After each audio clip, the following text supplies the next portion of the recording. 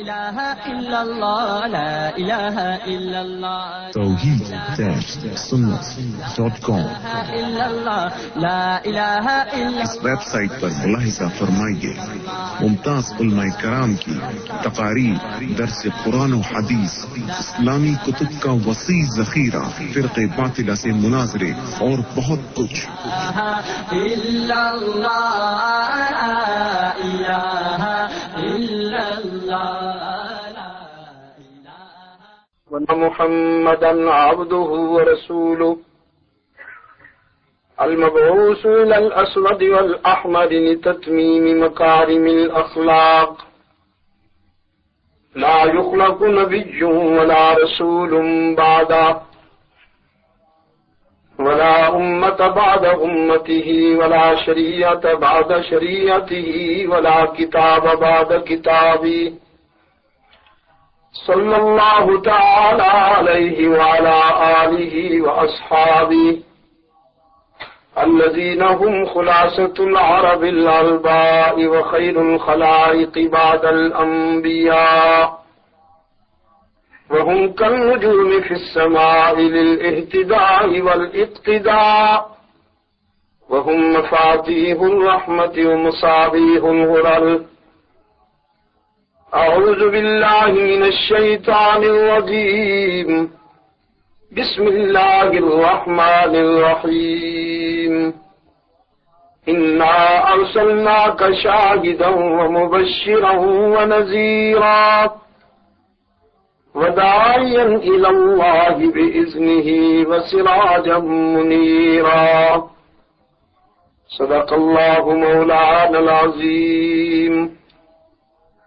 وعن معاوية بن أبي سفيان وأبي هريرة رضي الله تعالى عنهم قال رسول الله صلى الله عليه وسلم: من يرد الله به خيرا يفقهه في الدين. وصدق رسوله النبي الأمي الكريم. ونحن على ذلك لمن الشاهدين والشاكرين والحمد لله رب العالمين. خدا در انتظار حمد مانیست، محمد چشم بر راہ سنانیست. محمد حامد حمد خدا بس، خدا مد آفرین مصطفیٰ بس. محمد است میخواهم خدا را، خدایا از تو حب مصطفیٰ را. اللهم صل على محمد وعلى آل محمد كما صليت على إبراهيم وعلى آل إبراهيم إنك حميد مجيد. اللهم بارك على محمد وعلى آل محمد كما باركت على إبراهيم وعلى آل إبراهيم إنك حميد مجيد. ارباب علم و دانش، محترم بزرگوں، عزیز دوستو، آج 16 اگست 1995 ہم یہاں باٹلے یارک شائر UK میں برطانیہ میں دعوت و تبلیغ کی نسبت سے جمع ہیں. قرآن کریم کی جو آیہ کریمہ پیش نظر ہے، ابھی ابھی ہم نے جس کی تلاوت اور سماعت کی سعادت حاصل کی، یہی میرے معروضات کی بنیاد ہوگی. اللہ نے اس آیہ کریمہ میں اپنے آخری رسول سید ولد آدم رحمت عالم صلی اللہ علیہ وسلم کو بڑی متین شفقت کے ساتھ، بڑے سنجیدہ پیار کے ساتھ خطاب عطا فرمائے ہیں کہ ہم نے آپ کو سچائی پر گواہ بنا کے بھیجا ہے، کامیابیوں کی بشارت دینے والا، اور اللہ کے عذاب سے ڈرانے والا بنا کے بھیجا ہے. ہماری طرف بلانے والا داعی الی اللہ باذنہ، اور ہم نے آپ کو سراج منیر بنا کے بھیجا ہے. ان سب پر گفتگو کرنا، شاہد، مبشر، نذیر، داعی الی اللہ اور سراج منیر، بہت زیادہ وقت مطلوب ہوگا، اور اتنی تلخیص یا اختصار میرے بس میں نہیں ہے کہ میں اتنے مختصر سے وقت میں ان تمام پہلوؤں پر کچھ کہہ سکوں.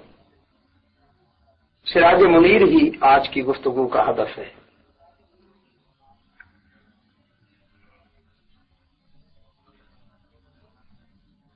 یہ کائنات جب وجود میں آئی، اللہ نے جب اس عالم رنگ و بو کو تشکیل دیا تو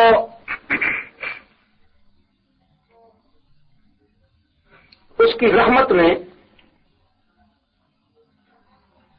اس کائنات کے کسی بھی گوشے کو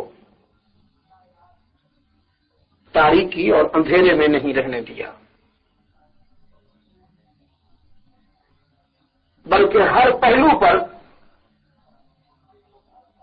تاریکیوں کا ازالہ کیا حق تعالی نے اور روشنی کا اہتمام فرمایا. روشنی کا سفر عالم مادیت میں، یہ عالم سفلی ہے زمین، پھر عالم علوی ہے آسمان، فرش زمین پر روشنی کا بگننگ پوائنٹ، حرف آغاز قرآن کی اطلاع کے مطابق ایک لکڑی کے ٹکراؤ سے ہوا، جسے بعد میں انسانی ذہن کی استعداد نے اور صلاحیتوں نے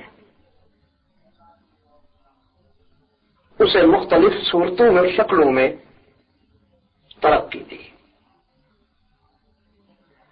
چکماک کی ایک لکڑی، اللہ نے اس میں یہ خصوصیت رکھ دی کہ اگر اس کی ٹہنیاں ٹکرائیں تو چنگاری نکلتی، اس سے چنگاریاں پھوٹتی. یہ آغاز ہے عالم مادیت میں روشنی کے اہتمام کا، جو حق تعالی کی طرف سے ہوا، جس میں کسی انسان کی کسب و محنت کا یا اس کی تدبیر کا کوئی حصہ نہیں ہے، محض اللہ نے اپنے کرم سے اس کا اہتمام فرمایا. قرآن کریم نے اس کو اسی انداز میں بیان کیا ہے. افرأیتم النار التی تورون، کہ تم جس آگ کو جلاتے اور فائدہ اٹھاتے ہو، کبھی تم نے اس پر غور کیا کہ یہ روشنی اور یہ نعمت تمہیں کیسے ملی؟ اَأَنْتُمْ أَنشَأْتُمْ شَجَرَتَهَا، تم نے اس درخت سے اسے جاری کیا، ام نحن المنشئون، یا ہمارا کرم ہوا، ہماری مہربانی سے تمہیں یہ نعمت ملی، یا اس میں تمہاری استعداد اور صلاحیت کا کوئی کردار ہے؟ انتم انشأتم شجرتها ام نحن المنشئون. لا ریب اللہ کے کرم کی بات ہے، لا ریب اس کے فضل کا مظہر ہے.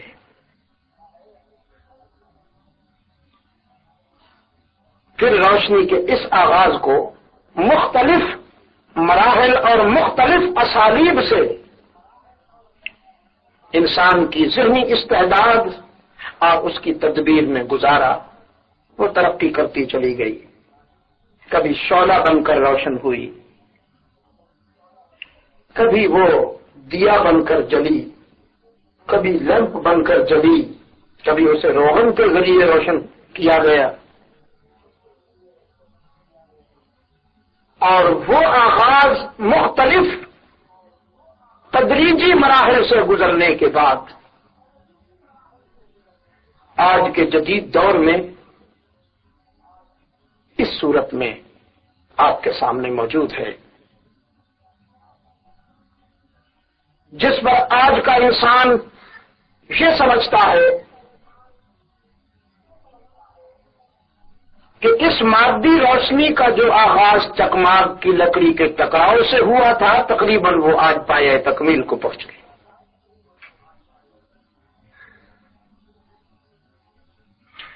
پھر حق تعالی نے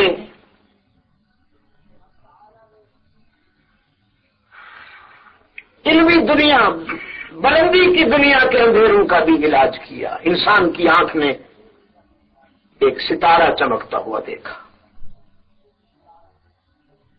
پھر اور دیکھا، پھر اور دیکھا، پھر اور دیکھا، پھر ٹھنڈی اور میٹھی چاندنی پھیلانے والا چاند دیکھا،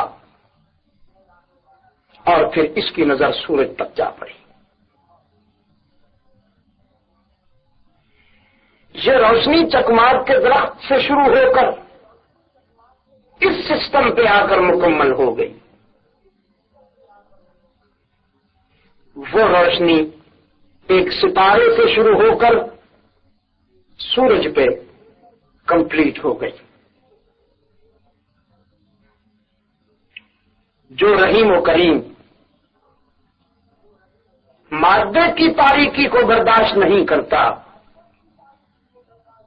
وہ روح کو کیوں اندھیروں میں دھکیل دیتا؟ اس نے روح کے اندھیروں کا بھی علاج کیا۔ پہلا چراغ آدم کے ٹائٹل سے روشن کیا،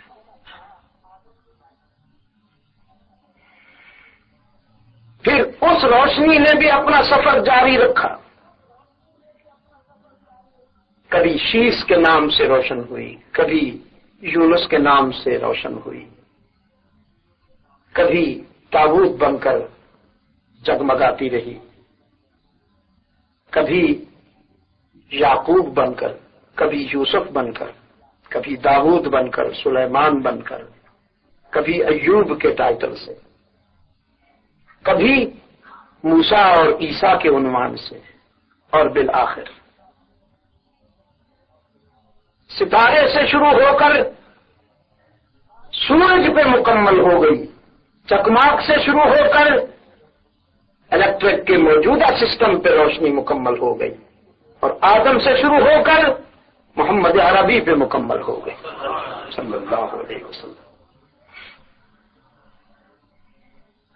یہ میں کوئی نقلی دلائل سے بات نہیں کر رہا ہوں، میرا خیال یہ ہے کہ میں جبلت کی ترجمانی کر رہا ہوں، میں فطرت کا ورق آپ کے سامنے کھولے بیٹھا ہوں، کتابیں فطرت کی ورق گردانی کر رہا ہوں۔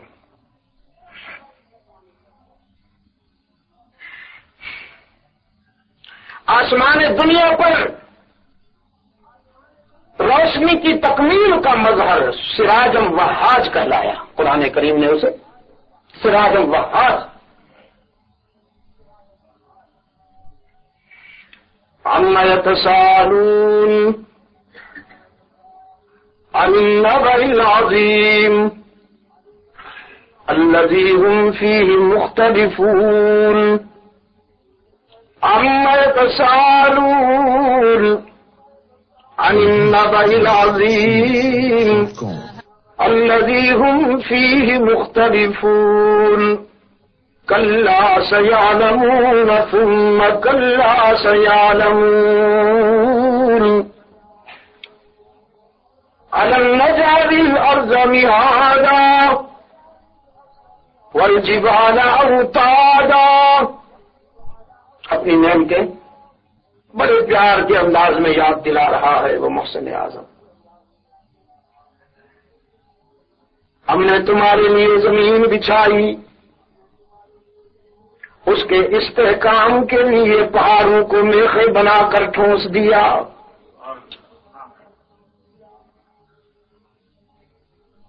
پھر ہم نے ہر چیز کو جوڑا بنایا.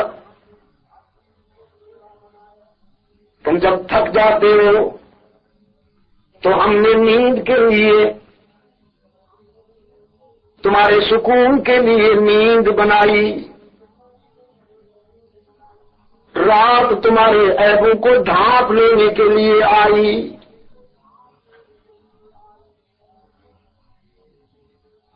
اور دن تمہاری معیشت کے تسلسل کے لیے کام آیا. ہم نے تمہارے لیے آسمان بنائے، زمین بنائی.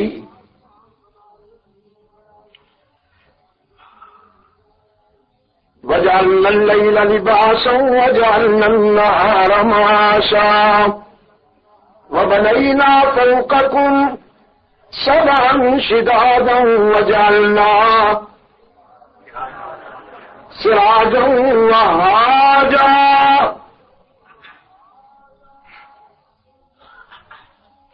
وَأَنزَلْنَا مِنَ الْمُعْصِرَاتِ مَاءً ثَجَّاجًا. یہ پھر بہت بات لمبی ہو جائے گی، مجھے یہیں رکنے دیجیے. ہم نے دہکتا ہوا سورج تمہارے لیے پیدا کیا. وہ تمہیں روشنی بھی عطا کرتا ہے، گرمی اور حرارت بھی عطا کرتا ہے.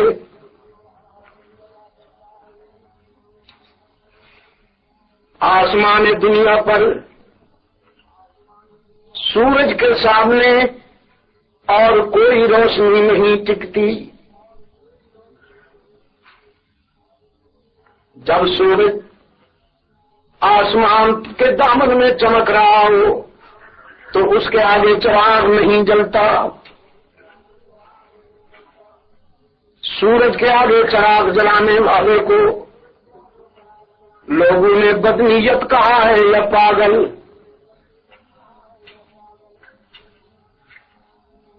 جس طرح سورج کے آگے چراغ نہیں جلتا، رب العالمین نے فرمایا میرا محبوب سراج منیر بن کے آیا ہے، اب اس کے بعد نبوت کا کوئی چراغ نہیں، اس کے بعد نبوت کا چراغ نہیں جلے گا. سیدنا فاروق اعظم رضی اللہ تعالی عنہ ایک ورق کا مطالعہ کر رہے تھے کہ اس میں کیا لکھا ہے. رحمت عالم صلی اللہ علیہ وسلم نے دیکھا تو آپ صلی اللہ علیہ وسلم کے چہرے پر کچھ جلال کے آثار نمایاں ہوئے جنہیں رمز شناس نبوت جناب صدیق اکبر نے دیکھ لیا. فاروق اعظم کو نہیں پتا، وہ پڑھ رہے ہیں.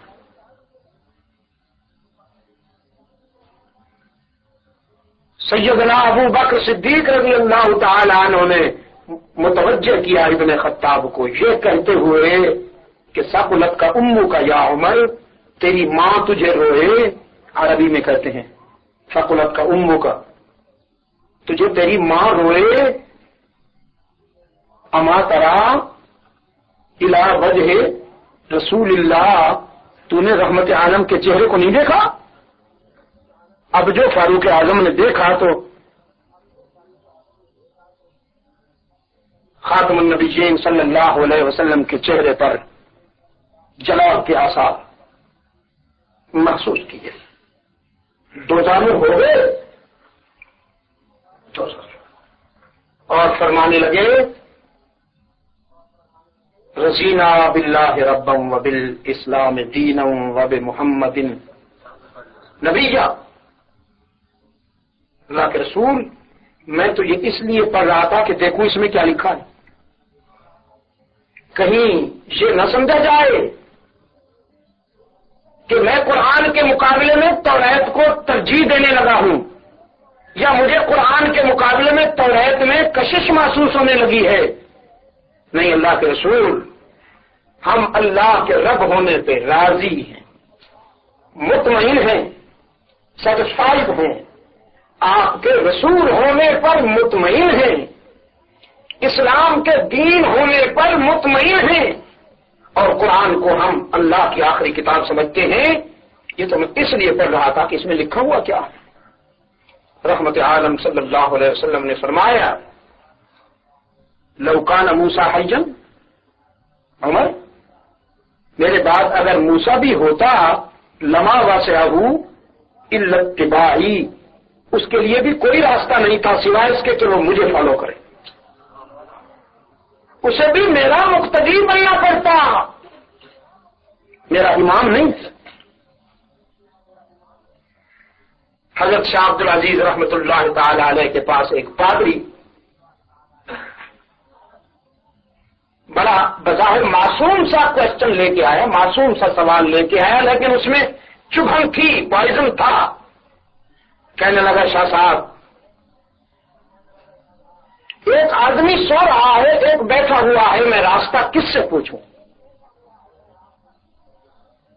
اب ظاہر ہے بڑا کامن سا سوال ہے، اور کامن سینس اس کا جواب یہی دے گی کہ بھائی سونے والے کو کیوں ڈسٹرب کرتے ہو، جو جاگ رہا ہے اسی سے راستہ پوچھو۔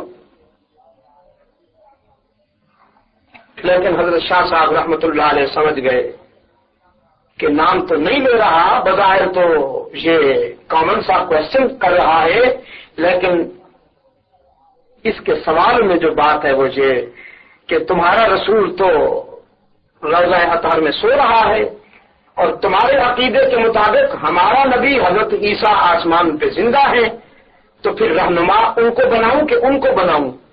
حضرت شاہ صاحب رحمۃ اللہ علیہ فرمانے لگے، سوال پوچھتے ہو یا چکر چلاتے ہو؟ اس نے کہا نہیں، سوال کر رہا ہوں، مجھے جواب چاہیے بس۔ فرمانے لگے، اگر اخلاص کے ساتھ جواب چاہیے تو پھر اس کا جواب یہ ہے کہ جاگنے والے کے ساتھ تم بھی انتظار کرو، یہ جو بیٹھا ہوا ہے اسی سونے والے کے بیدار ہونے کی انتظار کر رہا ہے، اگر منزل جانتا تو بیٹھا نہ رہتا، جا چکا ہوتا۔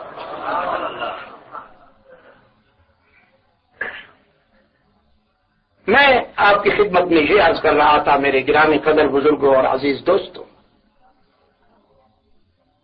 سورج کے بعد چراغ نہیں جلتا، اور رحمت عالم صلی اللہ علیہ وسلم کے بعد قیامت تک اب کوئی نبی نہیں آئے گا۔ جہاں تو حال یہ ہے کہ رحمت عالم صلی اللہ علیہ وسلم نے فرمایا، اگر میرے بعد کسی اللہ کے ہاں کسی کے نبی ہونے کی گنجائش ہوتی تو میرا عمر اس قابل ہے کہ اسے مسند نبوت پہ بٹھایا جاتا۔ ہمارے ڈاکٹر صاحب قدرت اللہ خان صاحب بیٹھے ہیں، وہ اس دن کہاں بات ہو رہی، پرسنل بات ہو رہی تھی، تو پوچھنے لگے کہ حضرت عمر کے لیے کیوں فرمایا؟ اس لیے کہ انبیاء کے بعد پوری انسانیت میں فضیلت کا اعزاز جانشین پیغمبر سیدنا ابو بکر صدیق رضی اللہ تعالی عنہ کو حاصل ہے۔ افضل البشر بعد الانبیاء ابو بکر صدیق ہیں، تو اللہ کے رسول صلی اللہ علیہ وسلم نے حضرت عمر کے لیے فرمایا، میرے بعد اللہ نے اگر کسی کو نبی بنانا ہوتا تو میرا عمر اس قابل تھا کہ اسے نبوت کی مسند پہ بٹھایا جاتا۔ کیوں؟